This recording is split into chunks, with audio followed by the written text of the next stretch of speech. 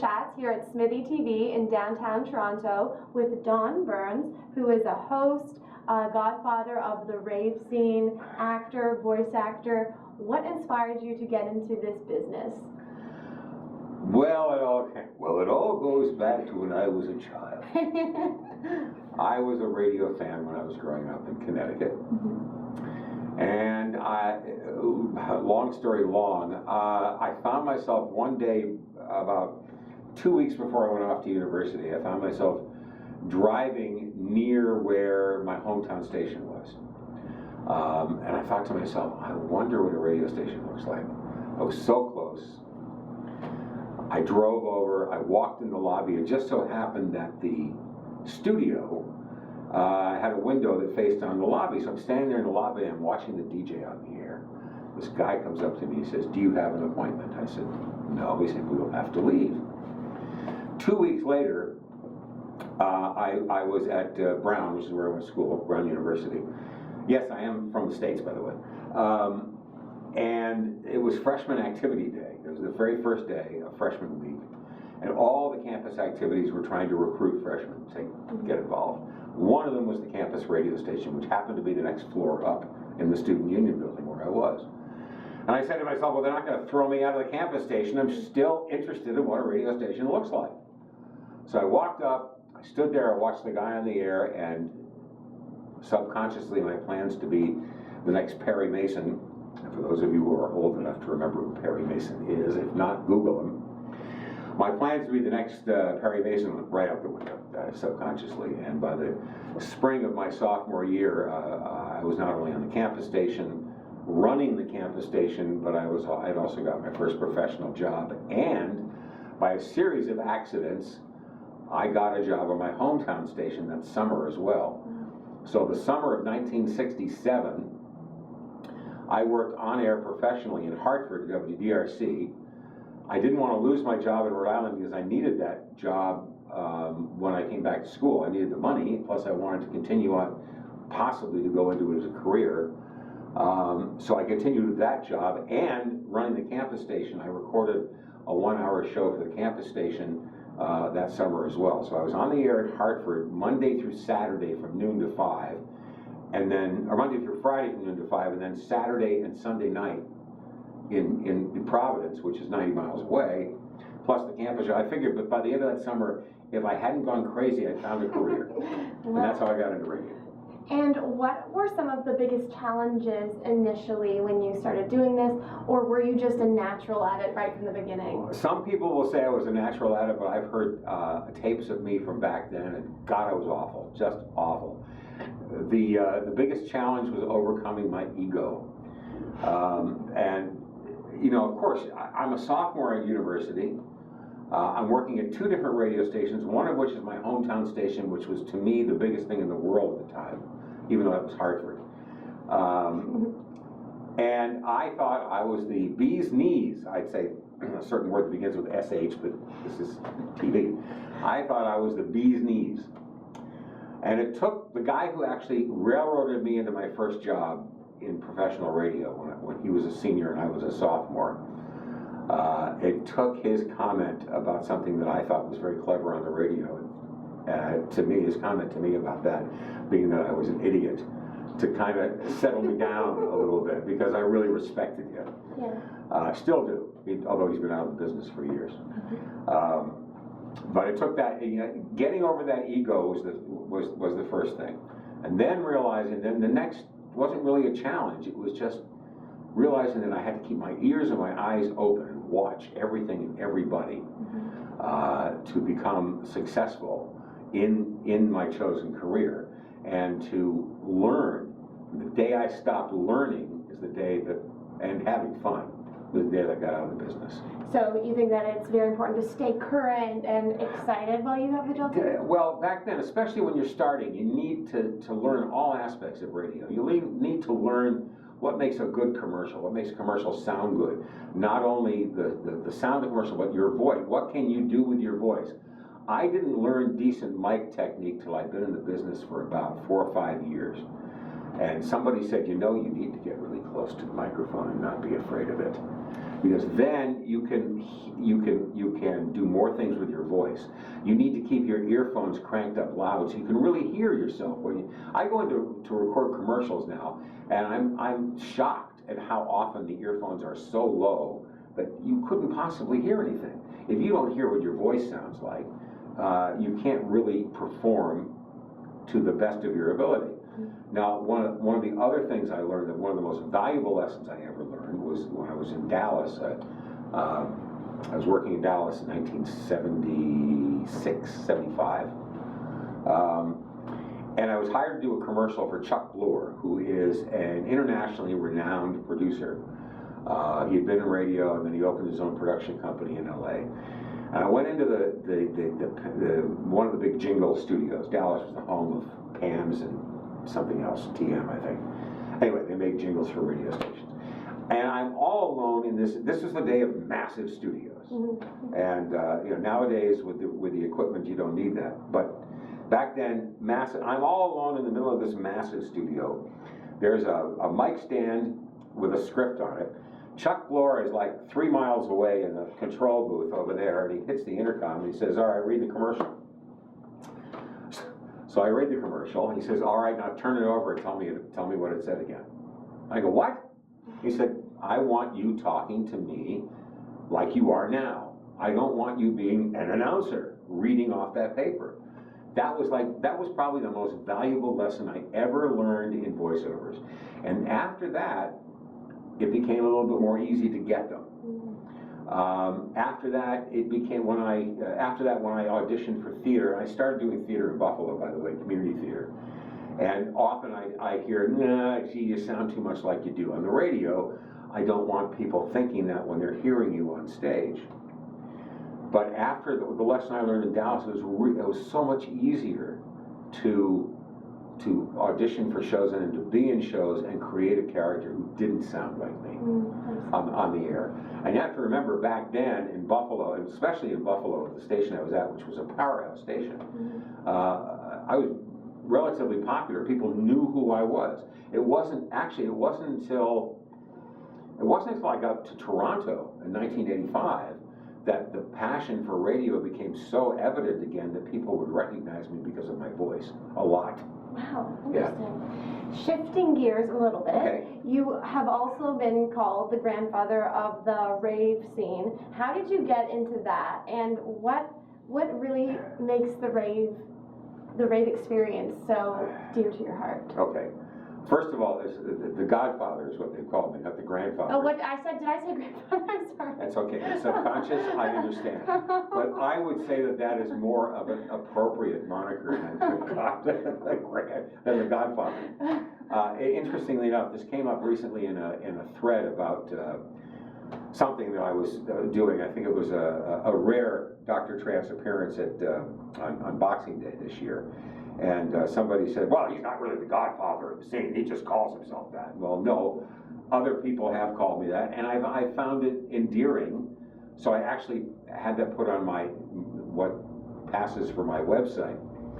I think grandfather is more appropriate, but to go back, I was working at CFNY, which was it's now known as The Edge, but it doesn't seem to have one.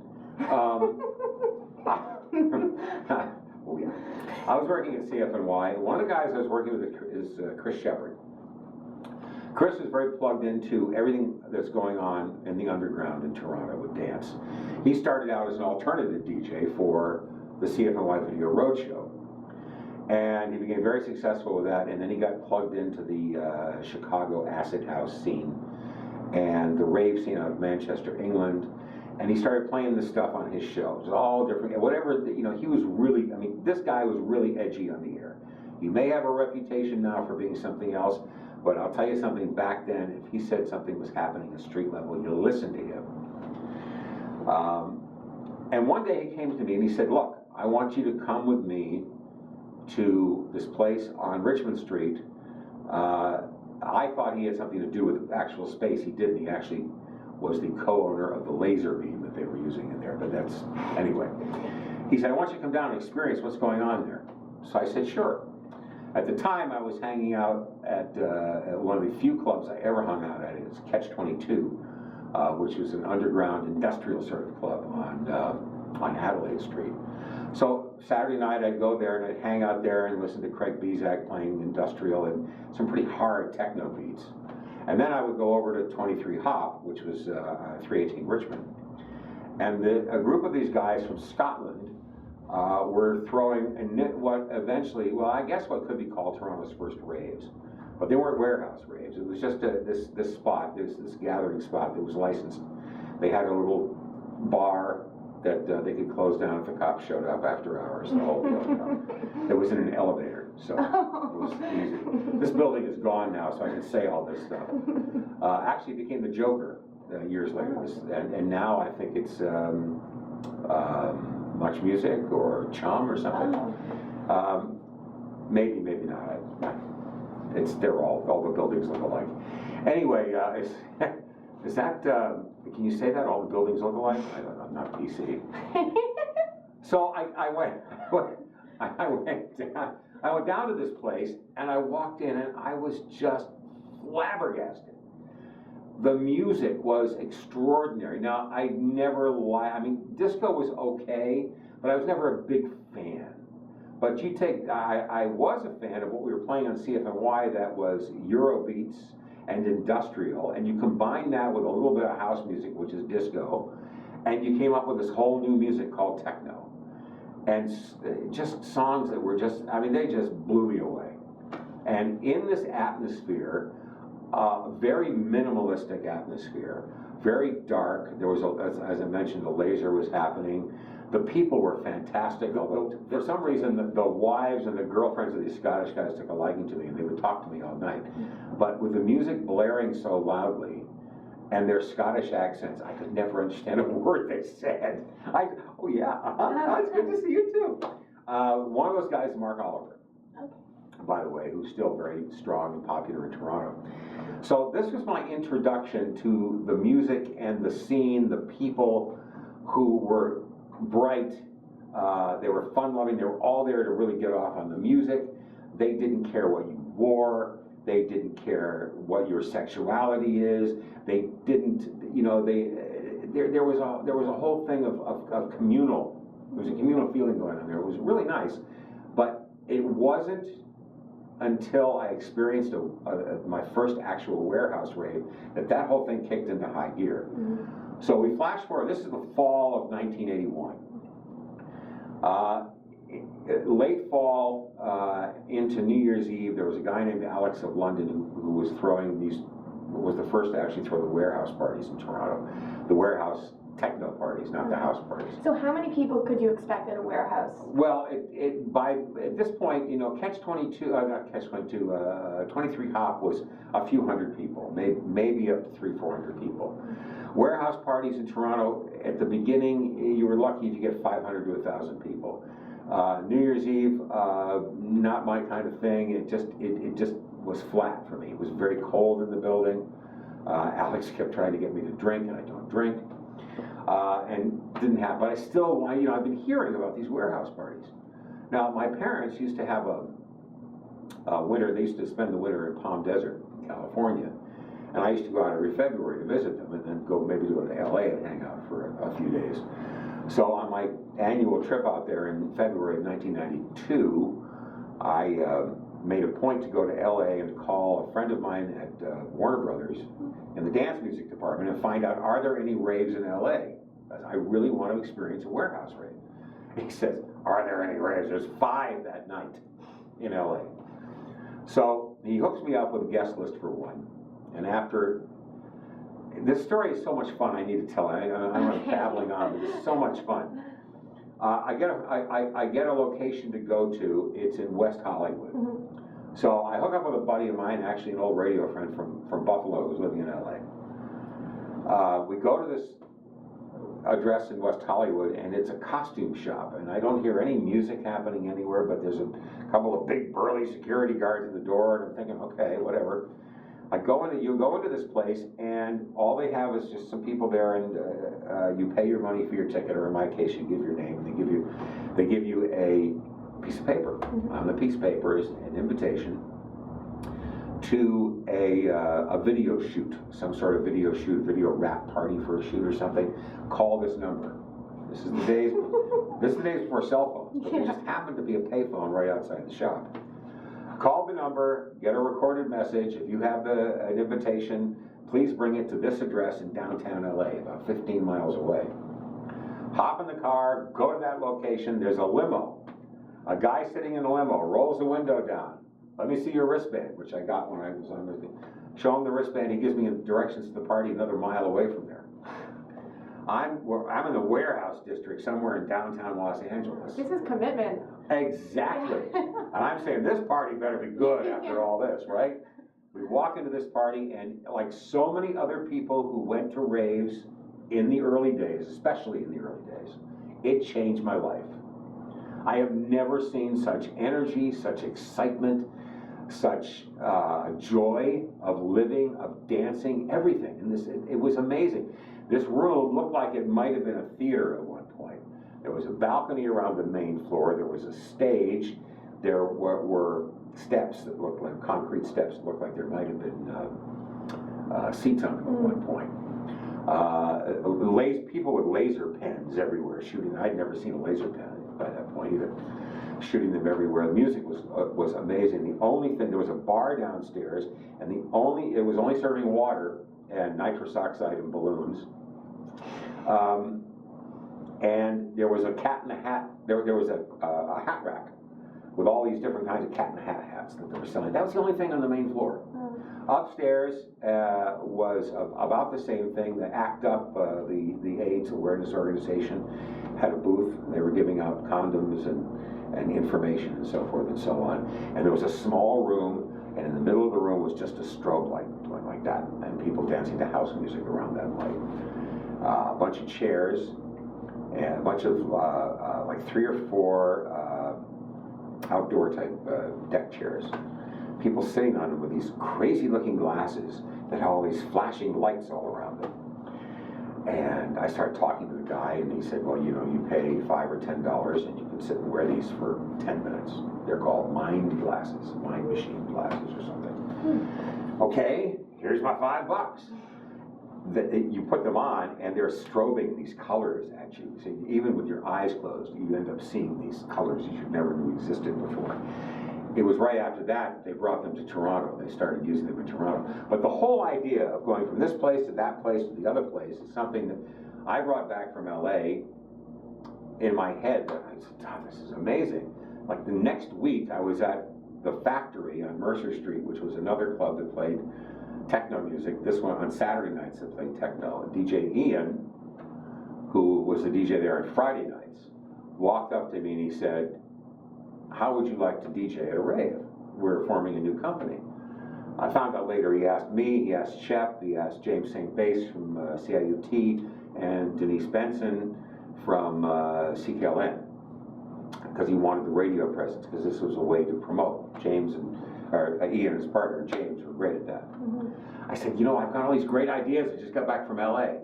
I'd love to play, even though I don't know what I'm doing, but I'd like to promote as well. So I became part of the Nitrous organization, and we did five raves, I think. We brought, with Chris Shepard, we brought 2 Unlimited to Toronto, and it's just the whole vibe going on. It was just so exciting. And 1,500 people would be a very successful rave. Okay. Between Nitrous and Chemistry at the beginning, because Chemistry kicked in, we were each doing about 1,500 people per rave. One of our Nitrous partners split off and formed Pleasure Force, sorry. And that kicked it into the next gear. By the time we were done, Nitrous was done, 2,000 to 2,500 was good. By the time the scene peaked in the late 90s, 15 to 20,000 was good. That's how big it got. And the parties moved from warehouses and abandoned office buildings to the Better Living Center at the X, to the International Center on Airport Road. It got that big, but as they got bigger, the tone of them changed. The kind of people changed. I was under the impression when it began that everybody's got to know about this, because it's extraordinary. You walk in, you'll feel it. I've said this before and I'll say it now, I was wrong. I mean, there's a lot of people who found out about raves because of my radio show on Energy 108. That's another, I will tell you really quickly how that happened, but, and they became part of the scene and a good part of the scene. But there were a lot of people who found out about these parties for all the wrong reasons, and they showed up for all the wrong reasons. You know, the bigger something gets, the more of an element that you don't necessarily want to be part of it. And this is true of any scene. The Energy 108 thing, after I got fired from CFNY, 7 of us got fired the same day. They were changing directions. This was the beginning of the turn from the spirit of radio to the edge. One of the guys who got fired was Scott Turner, who took his sensibilities for alternative music and turned them to dance music at Energy 108, making it a very unique and great dance music radio station. When I started in the rave scene, and I got my name Dr. Trance, which was about 3 nitrous raves in, somebody came up to me and said, "Well, yeah, start calling you Dr. Trance." I said, "Okay." I asked Scott if he wanted a Dr. Trance show on the radio, and he thought it was a great idea. He was going to the raves, he knew the music. Thought it was a great idea. That took the level of Dr. Trance from here to there, because people were, we had a lot of people listening, a lot of people responding. Consequently, that the music was getting out there, but I would go down the list of every rave every weekend, so people knew what was going on. Because one of the reasons I did that, because the radio station in LA, Mars FM, was doing that when I was out there for that. And I thought, geez, they're talking about this on the radio. This is really cool. Then they had people calling in after the rave. We put them live on the air. Well, how was this one? How was this one? Was it good? What was, it was just a real exciting time. And did you make people go to various spots in order to get to the rave? Yes. Back then, there were meeting points. Okay. They started out being various and sundry places, parking lots and what have you. They ended up being a lot more accessible places, Union Station, Nathan Phillips Square, places like that. Then, unfortunately, there were times that people would find out about this and they go down and they start robbing the people waiting for the buses and so forth. And this is just like, people who would probably pick your pocket in any kind of public situation anyway. So at one point, I guess the meeting points sort of dwindled off near the end, because the locations, once the city banned raves in locations that were not licensed for public gatherings, pretty much you had to have them in known spaces, so you started promoting the spaces. But that was late 90s. This was after a long run in warehouses. And by the way, no matter what you may have heard, these places were safe. We made sure of it. And what are your goals for the future? Are you can we see you in more theater? Yeah, well, I actually retired as Dr. Trance 10 years ago. I do play occasionally. I play Pride every year at the, it changes now thanks to Pride. They don't seem to know where they want to do with us, but we had when I was at onegroove.com, which was an all progressive electronic dance music station, we started our own stage at Pride, and 3 of us still play every year, myself, Jello, and DeCozy. They moved us to Saturday last year. This year, don't know what's going to happen yet, so stay tuned. We do play there every year. Occasionally, promoters who I know will ask me to play a party, and I'll say yes, because I love to play. I'm not out there promoting myself and getting new music all the time, and it's just not my thing anymore. And are you focusing more on acting now as well? Yeah, I started back in acting. I've done a lot of stage in the States. And I pretty well gave that up here. First was CFNY. When I became program director, I just didn't have the time. And then with the rave scene, I was working almost every Friday and Saturday night, so that's when all the shows are. So I didn't do anything on stage for like 22 years. And then along came a buddy of mine and said, why don't you want to take some improv classes? And I thought I of course was a fan of Whose Line Is It Anyway? And I thought, yeah, I'd love to do that. I started doing that and started meeting people at the Bad Dog Theater where I was taking classes. And then I was at the Leash Free Park one day, and I met up with this really nice woman, and she's an actress. And she said, we were talking, and she said, why don't you audition for this play that I'm doing in Brampton? And I did. First time on stage in like 22 years. I was like, oh, I got to do this some more. found out from someone at the Bad Dog Theater where there's a lot of musical theaters, because that's what I really love. And I started doing shows with the groups who use the Meadowvale Theater, the Mississauga, which is where I'm doing Follies, starting on January 25th, sorry. And then she suggested that I talk to her agent. I got an agent and started doing some on-camera work as well. I've done a bunch of TV shows and commercials, a bunch of student films and some indie films and so forth, and whatever, you know, whatever I can get. My agent's out there looking for me, and I do that, and the voiceover work just keeps me busy. I'm currently narrating a show called Air Aces on the History Channel, and that's a 6-episode arc. So we'll see. Whatever happens, I'm there. If it's entertainment, I'm there. Okay. And where's the best place to find out more information on you and all the exciting things that you're doing online? Well, the best place is probably on Facebook. I'm there on Facebook, and it's BERNS. I think I'm probably the only Don Berns with an E. On Facebook, I do have a site, but I very rarely use it because I've just never gotten around to it. So whenever I'm doing anything, I post it on Facebook. Okay. Thank you so much, Don. Congratulations on all of your accomplishments, and I can't wait to see more in the future. Well, I can't either, because the future is so exciting. Thanks, Katie. I appreciate it. Thank you. I'm Katie Uhlmann reporting for Katie Chats here at SMITHEE TV in downtown Toronto.